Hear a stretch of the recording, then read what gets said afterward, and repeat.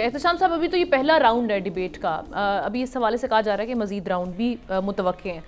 اس پہلے راؤنڈ کی ایک تو ہائی لائٹس جن پہ آپ تجزیہ کرنا چاہیں، دوسری چیز یہ اگین کہ ٹرمپ صاحب کل ایسا دکھائی دیا کہ وہ مکمل طور پہ ڈی ٹریک ہو گئے. جہاں انہوں نے پروسیکیوٹ کرنا تھا اپنے اوپوننٹس کے کیس کو، وہ خود ہی ڈیفینسو پوزیشن میں ہمیں دکھائی دیے. اس کی ریزن آپ کیا سمجھتے ہیں؟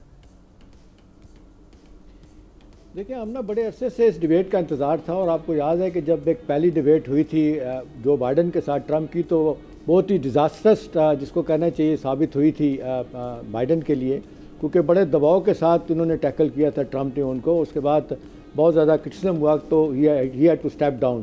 اس کے بعد پھر کاملا ہیرس ظاہر ہے نیچرل کینڈیڈیٹ تو یہی بن رہی تھی، لیکن آپ نے دیکھا کہ اس کے بعد بہت زیادہ ڈیموکریٹ پارٹی میں اس حوالے سے بحث شروع ہو گئی کہ جو کاملا ہیرس جو ہے نا وہ اتنی کانفیڈنٹ نہیں ہے، اتنی اسٹرانگ نہیں ہے، اتنی سیاسی بیک گراؤنڈ نہیں ہے بہت بڑا، اور یہ تکڑا آدمی ہونا چاہیے. خیر ایونچولی ان کو انڈورسمنٹ ملتی گئیں، اور پھر آپ نے دیکھا کلنٹن بھی آ گئیں ان کے ساتھ، اوباما بھی آ گئے، اور لیٹسٹ تو جس طرح آپ جو پاک سنگر ہے وہ آئی ہیں، سوئفٹ آئی ہیں، ٹیلر سوئفٹ، اس نے تو بالکل ہی بازی الٹ کے رکھ دی ہے.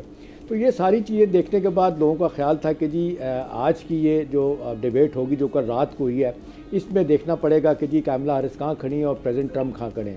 دیکھیں، ایک دن پہلے تک 47% ان کا تھا پاپولیرٹی کا گراف کاملا کا، اور 48% تھا ٹرمپ کا. اب آج جو میں دیکھ رہا تھا CNN پہ، باقی جگہوں پہ 69 پہ وہ پاپولیرٹی چلی گئی ہے.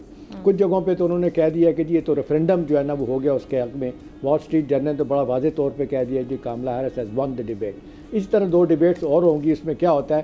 لیکن فار دا ٹائم بینگ آج تو مجھے لگا ذاتی طور پہ بہت بڑا سیٹ بیک ہے. میں نے ڈیبیٹ بھی ساری سنی ہے آلموسٹ ان کی، اور جس طریقے سے تیار ہو کے آنا چاہیے تھا معدت کے ساتھ، وہ تیار ہو کے نہیں آئے. وہی ان کی لائن ریٹرک تھا، کبھی ان کو ماسٹرز کہتے تھے، اس سے پہلے ان کو کہتے تھے کہ تم تو انڈین ہو. جس طرح سے ان کی ہم دیکھ رہے تھے پہلے جو کیمپین اوور کانفیڈنٹ نہیں. دیکھیں نا، جب آپ اس طرح کی جب آپ تقریر ہوتی ہے، ڈیبیٹ ہوتی ہے، تو تیار ہو کے آنا پڑتا ہے. آگے پیچھے آپ دیکھ لیں، وہ تو اس حد تک ذاتی طور پہ آگے چلے گئے تھے. ان کو کہتے ہیں کہ بھی تم تو وہاں جو رہو تو تمہارے تو بچے ہی نہیں ہیں، تمہاری تو شادی ایک امریکن سے ہوئی ہے جس کی بیوی پہلی ہے، اس کے بچے ہیں، تمہارا تو بچہ ہی کوئی نہیں. اس حد تک گری باتیں کی انہوں نے. اور پھر ان کو کہتے ہیں کہ تم تو انڈین ہو، اور تم تو اب اپنے آپ کو افریقن امریکن کہتی ہو، تم کہاں سے ہو، تمہاری ماں جو ہے وہ تامل ناڈو کی ہے، باپ تمہارا جمیکا کا ہے، تم کیسے افریقن اپنا امریکن ہو سکتی ہو. لیکن میرا خیال ہے کہ جس طریقے سے کاملا ہیرس نے محنت کر کے یہاں تک آئی، میرا خیال ایک تو کانفیڈنس ان کا بہت زیادہ تھا، ایک ریٹرک میں نے دیکھا دوسری طرف ان کی طرف سے بہت زیادہ تھا. اور جو 3 ٹاپک چنے گئے تھے ان میں آپ دیکھ لیں، جس طرح ابھی بات ہوئی ہے، ابارشن پہ بات تھی، امیگریشن تھی، انفلیشن تھا، اور فارن پالیسی بات ہوئی. وہاں آپ نے دیکھا کہ وہی جو پرانی باتیں دہرائی جاتی تھی وہ دہرائی انہوں نے. اور ایک بات بس ذرا تکڑے انداز میں انہوں نے کہی کہ بھی جو اب تم کہہ رہی ہو کہ میں یہ کچھ کروں گی تو 3.5 سالوں میں کیوں نہیں کیا. تو میرا خیال ہے بہت سے حوالوں سے تو اب لوگ اس کو اس طرح دیکھ رہے ہیں کہ جی جس انداز سے پریزیڈنٹ ٹرمپ نے اپنے لیے مصیبتیں پیدا کی. ایک تو ہم جو میری نظر میں سب سے بڑا سیٹ بیک ہے وہ ابارشن کے ایشو پہ ہے. آپ کو یاد ہے ریو اینڈ ویٹ، یہ جو سپریم کورٹ کے ججز کا ایک فیصلہ تھا جنہوں نے انہی کے زمانے میں ٹرن ڈاؤن کر دیا تھا کہ ابارشن جو ہے انلیگل ہے.